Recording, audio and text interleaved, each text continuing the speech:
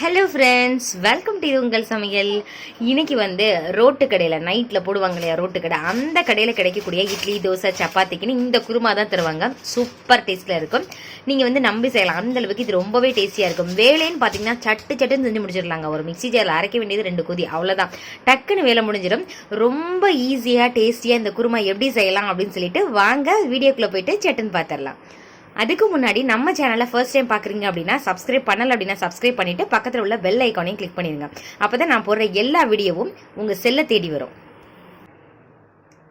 First இந்த குருமாவோட ஸ்பெஷாலிட்டியே என்னன்னா, செய்யறதுக்கான நேரம் ரொம்ப கம்மிங்க. ஆனால் டேஸ்ட்டு ரொம்ப நல்லா இருக்கும்.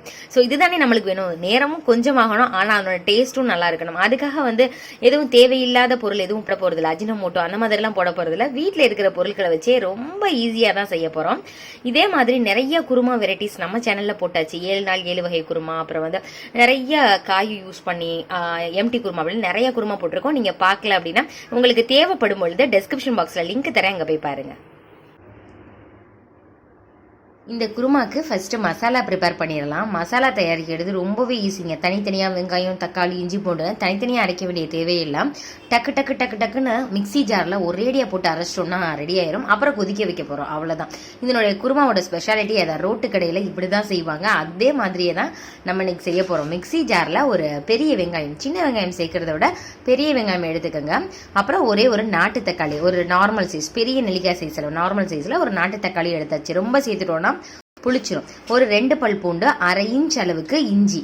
ஸோ இஞ்சி பூண்டோட ஃப்ளேவரும் கிடைச்சிரும், அதனால இதுலயே சேர்த்துக்கங்க. காரத்துக்கு 2 பச்சை மிளகாய் சேர்த்தாச்சு. உங்களுக்கு காரம் அதிகமாக தேவைப்படுது அப்படின்னா நீங்கள் இப்பயும் சேர்த்துக்கலாம். இல்லை மிளகாய்த்தூள் கொதிக்க வைக்கும் பொழுது பார்த்துக்கிட்டு சேர்த்துக்கலாம். கொஞ்சமாக 1 டீஸ்பூன் சோம்பு, கொஞ்சமாக புதினா தலை சேர்த்துக்கோங்க, 1 கொத்து மட்டும். அதுக்கப்புறம் ஒரு கைப்பிடி நிறைய கட் பண்ண தேங்காயும் சேர்த்துக்கலாம். இது ஒரு 3 சீல் வருங்க. இதோட 4-5 எக்ஸஸாக உங்களுக்கு எக்ஸ்ட்ரா டேஸ்ட் வேணும் அப்படின்னா 4-5 முந்திரி பருப்பு சேர்த்து அரைச்சிக்கோங்க. ஆனால் கடைகள் அதெல்லாம் சேர்க்க மாட்டாங்க.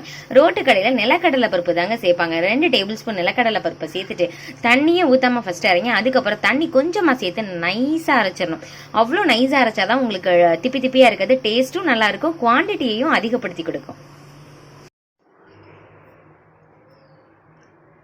அடுப்பில் ஒரு கடாய் வச்சுட்டு கொஞ்சமாக எண்ணெயும் சேர்த்தாச்சு. இதில் ஒரு பிரியாணி இலை, 1/2 இன்ச் அளவுக்கு பட்டை, அப்புறம் கொஞ்சமாக கல்பாசி, இதை மட்டும் சேர்த்துக்கலாம். சோம்பு ஏற்கனவே நம்ம சேர்த்து அரைச்சனால இதில் சேர்க்க வேண்டாம். அப்புறம் ஒரு பெரிய வெங்காயத்தை மட்டும் இதில் சேர்த்துக்கலாம். என்னதான் நம்ம அரைக்கும் பொழுது சேர்த்தாலும் நீங்கள் இந்த மாதிரி வதக்கும் பொழுதும் சேர்த்து விடுங்க, நல்லாயிருக்கும். இப்படி தான் செய்வாங்க. அப்புறம் கொஞ்சமாக கருவேப்பிலை, ஒரு தக்காளி, சின்ன சைஸ் தக்காளி மட்டும் சேர்த்துக்கலாம். சேர்த்துட்டு நல்லா அதை ஃப்ரை பண்ணி விடுங்க. சப்போஸ் உங்களோட தக்காளியினுடைய சைஸ் பெருசாக இருந்துச்சுன்னா பாதி கூட சேர்த்துக்கலாம். பாதி அரைக்கிறதுக்கும் பாதி வதக்குறதுக்கும் சேர்த்துக்கோங்க. இப்ப நம்ம ஏற்கனவே அரைச்சி வச்சிருக்கோம் இல்லையா, அதையும் இதுல சேர்த்துட்டு நல்லா மிக்ஸ் பண்ணுங்க. கொஞ்சம் திக்காதான் இருக்கும். தண்ணி சேர்த்துக்கலாம்.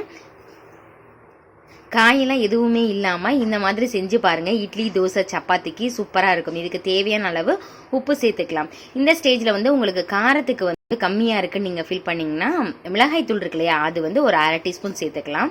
அதுக்கப்புறம் கரம் மசாலா, அதனோட ஃப்ளேவர் நல்லா இருக்கும், அதனால கரம் மசாலா சேர்த்துக்கோங்க.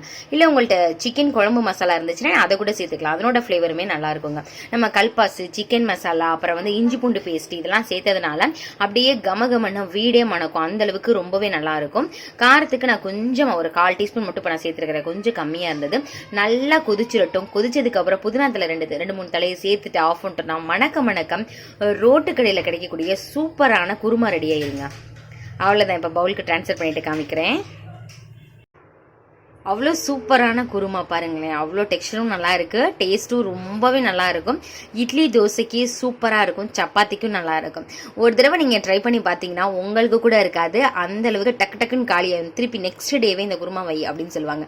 அந்த அளவுக்கு டேஸ்டியான இந்த குருமா பாருங்களேன், அவ்வளோ டேஸ்டாக இருக்கு. ஆனால் வேலையும் ரொம்ப கம்மி. செஞ்சு பாருங்க, உங்களுக்கும் ரொம்ப பிடிக்கும், உங்கள் ஃபேமிலியில் இருக்கவங்களுக்கும் ரொம்ப பிடிக்கும். ட்ரை பண்ணி பார்த்துட்டு எப்படி இருந்துச்சு அப்படின்னு சொல்லிட்டு கமெண்ட் பண்ணுங்க. உங்கள் ஃப்ரெண்ட்ஸ் அண்ட் ரிலேட்டிவ்ஸ் கூட ஷேர் பண்ணுங்க. இந்த வீடியோ உங்களுக்கு பிடிச்சிருக்கும்னு நினைக்கிறேன். பிடிச்சிருந்துச்சுன்னா இது உங்கள் சமையலுக்கு சப்ஸ்கிரைப் பண்ணுங்க, லைக் பண்ணுங்க.